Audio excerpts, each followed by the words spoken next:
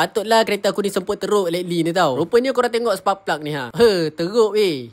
Hari ke-28 projek wajah karat. Let's go. So hari ni plan aku nak tukar plug kereta wajah ni tau. Sebab baru-baru ni kan kereta ni memang semput. Lepas tu tiba-tiba dia kuat makan minyak pula. So aku rasa memang spark plug punca dia. Pasal dah lama sangat tak tukar. Tapi kali ni aku nak pakai spark plug lain daripada lain sikit. So yang aku tengah pegang sekarang ni Lotus spark plug. Material spark plug ni diperbuat daripada iridium tau. So jangka hayat dia tu lebih panjang lah berbanding dengan spark plug biasa. Lepas 60,000 km baru korang perlu tukar. Untuk korang yang belum tahu lagi cara nak tukar spark plug, korang boleh tengok video ni sampai habis. So sebenarnya senang je guys. Mula-mula korang buka dulu coil plug. Lepas tu korang kena standby tool untuk buka spark plug ni guys. Yang ni korang boleh cari je dekat mana-mana kedai spare part yang ada. So aku dah bawa keluar semua spark plug yang lama ni. Korang tengok spark plug ni dah teruk sangat weh. So tak payah tunggu lama, jom kita pasang spark plug yang baru. Siapa yang pakai kereta wajah juga korang boleh pakai kod 7295. Okay, so bila dah pasang semua spark plug ni, kita pasang balik coil plug. Dah settle, jom start engine. Untuk performance spark plug ni kan, aku tak boleh nak bagi komen panjang lagi tau. Sebabnya aku pun baru first time pakai. So dalam next video aku akan update pasal spark plug ni lagi. So aku rasa tu je untuk projek wajah karat kali ni. Jangan lupa follow aku rapat-rapat untuk tahu update seterusnya pasal projek wajah karat ni guys. Okey lah, aku rasa tu je. Ciao.